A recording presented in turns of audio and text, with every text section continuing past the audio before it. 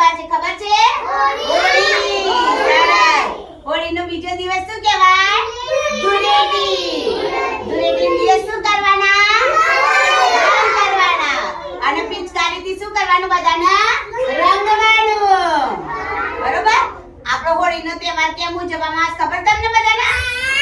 તો જુઓ, હોળી એટલે ભક્ત પ્રહલાદ હતા.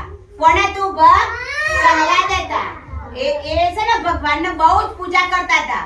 પછી એમના પપ્પા કે તાર ભગવાનની પૂજા કરવાની નહીં, મારી પૂજા કરવાની. એટલે કે નહીં, હું તો ભગવાનની પૂજા કરે. પછી એનો પપ્પાએ તો શું કર્યું? એમની ભુવા હતી હોલિકા ભુવા હતી, એમની ભાઈ હતી. પછી એમને વરદાન હતું કે એ અગ્નિથી બળે નહીં. એટલે પછી શું કર્યું? એમના પપ્પાએ શું કર્યું? બધા લાકડાનો સરસ ઢગલો કર્યો, મોટો ઢગલો કરી અને હોલિકાને બેસાડ્યા અને ભક્ત પ્રહલાદ એમને ખોડામાં બેસાડ્યા. આમ હોલિકા માતાને તો વરદાન હતું કે કોઈ આગથી બળે નહીં. એટલે એમના મનથી કે ભક્ત પ્રહલાદ બળી જશે.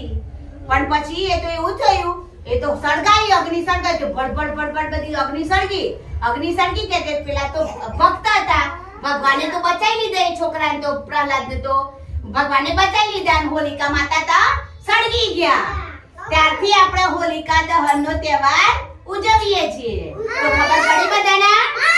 હા, તો તાળી પાડો. બસ.